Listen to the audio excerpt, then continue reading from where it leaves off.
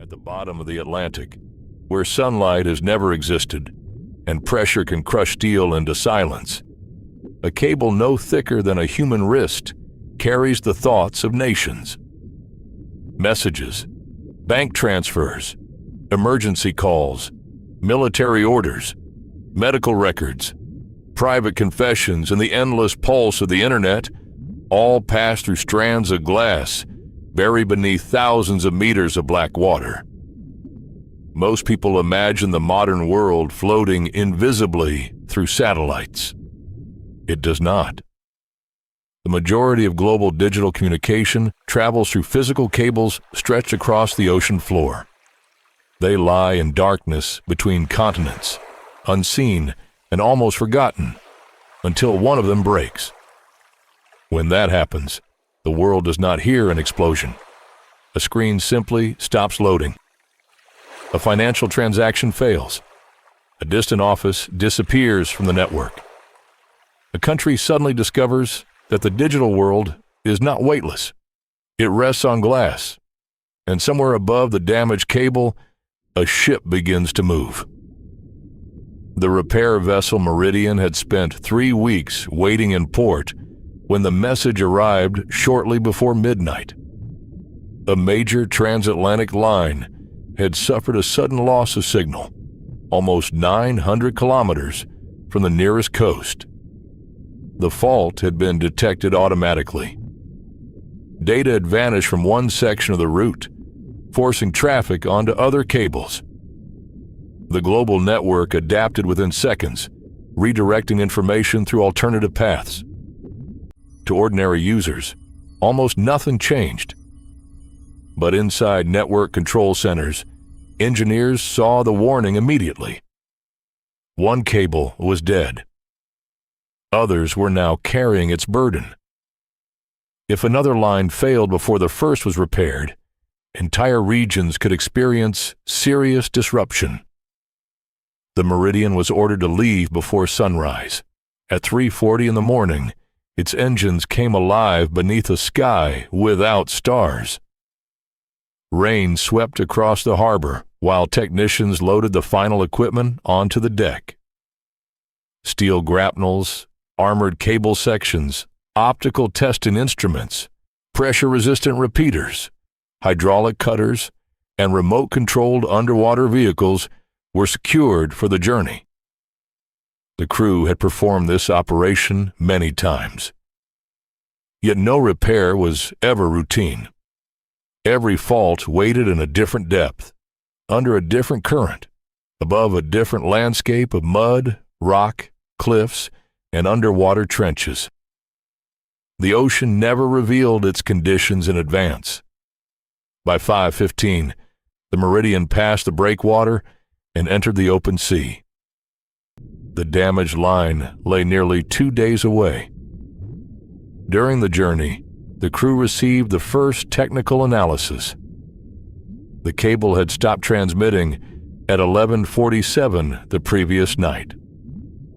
Electrical measurements suggested that the failure was abrupt rather than gradual. That distinction mattered. A gradual loss could indicate corrosion, internal damage, or the slow failure of an underwater component. A sudden break usually meant violence. An anchor dragged across the seabed.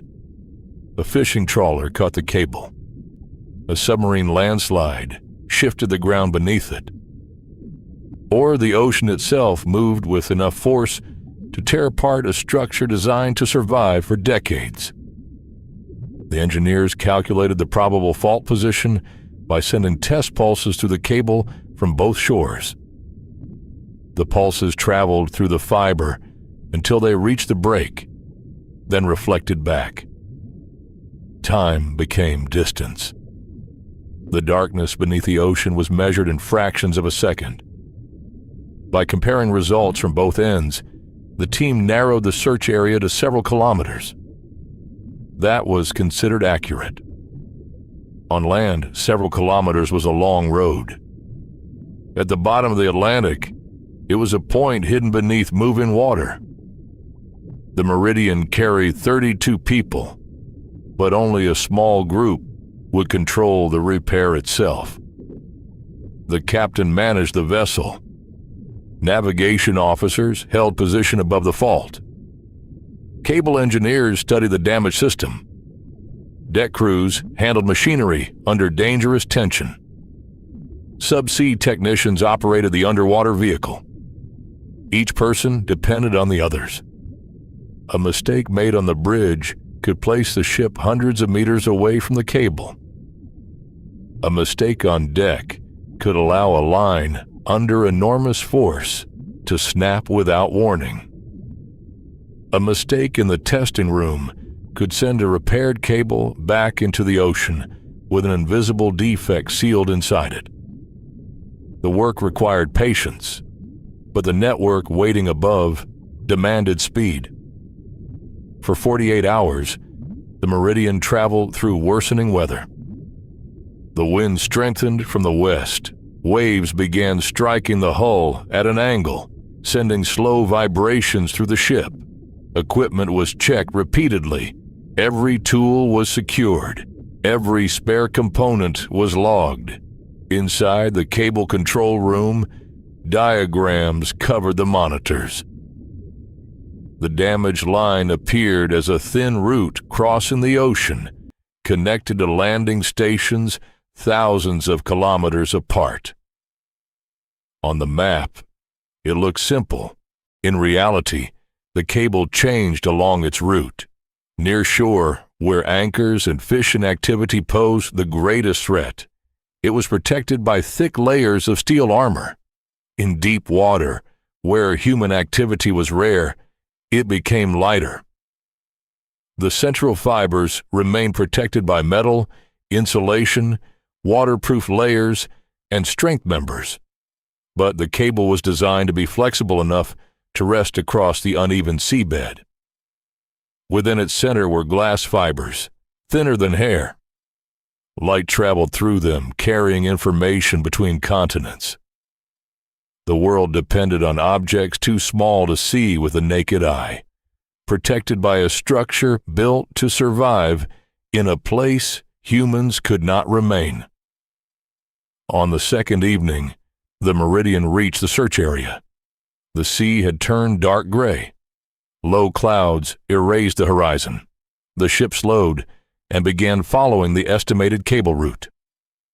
The first task was not to lift the cable. It was to find it. Charts showed where the line had originally been laid, but the seabed was not permanent. Currents buried cables under sediment. Geological movement shifted them. In some places, the cable might lie exposed. In others, it could disappear beneath meters of mud. The subsea team prepared the remotely operated vehicle. The machine hung from a crane at the stern, surrounded by floodlights, cameras, sonar equipment, robotic arms, and thrusters. It resembled a metal frame built around a cluster of instruments. At 9:20 that night, the vehicle entered the water. Its lights vanished beneath the waves. The control room became quiet. Several screens displayed its descent. At first, the camera showed only white turbulence.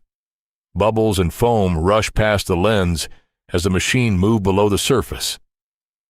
Then the water darkened. Blue became black. The vehicle continued downward, 500 meters, 1,000, 2,000.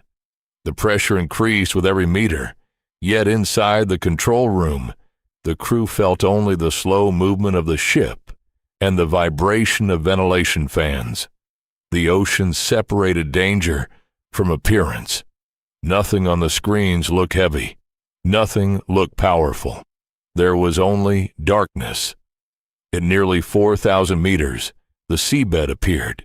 It emerged suddenly beneath the lights as a pale, empty plain marked by ripples in the sediment.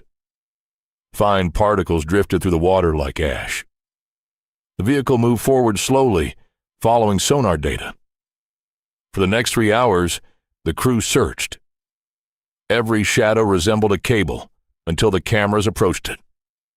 Some were rocks, Others were scars left by old debris. Once, the robotic vehicle followed a long, dark line for several minutes before discovering that it was only a crack in the seabed. At 1:46 in the morning, the sonar operator noticed a straight object running across the sediment. The vehicle turned. Its lights revealed the cable. For several meters, it appeared intact. Then the seabed changed. A deep groove crossed the route, cutting through the sediment as though something massive had been dragged across it. At the edge of the groove, the cable disappeared. The vehicle followed the mark. 40 meters later, it found the first broken end. The steel protection had been torn apart. Layers of insulation projected outward. The internal fibers were exposed like fine threads. The damage was not caused by pressure. Something had caught the cable and pulled until it failed. The crew continued searching and found the second end buried beneath sediment on the opposite side of the groove. The evidence suggested a dragging anchor. Far above, perhaps during heavy weather, a large vessel had lowered or lost control of its anchor. The metal had traveled across the seabed, cutting through everything in its path. The ship responsible might never know what it had struck. For the people aboard that vessel, there may have been only a brief vibration through the chain. Thousands of kilometers away, data had stopped moving. The next phase began before dawn. The Meridian positioned itself several kilometers beyond the break. Because the damaged ends were separated and partially buried, they could not simply be joined where they lay. Each side had to be recovered, inspected, cut back to undamaged material, brought aboard, and connected to a new section of cable. To retrieve the first end, the crew lowered a grapnel. The tool was designed to drag across the seabed and catch the cable. It descended on a heavy line while the ship moved slowly across the route. The bridge maintained a precise speed. Too fast, and the grapnel could miss the cable or damage it further. Too slow, and currents could move the equipment away from its path. Tension readings appeared on the deck monitors. For hours, nothing changed. Then shortly after 8 o'clock in the morning, the load increased. The grapnel had caught something. The ship stopped. The winch began pulling. 4 kilometers of line had to be recovered before anyone would key.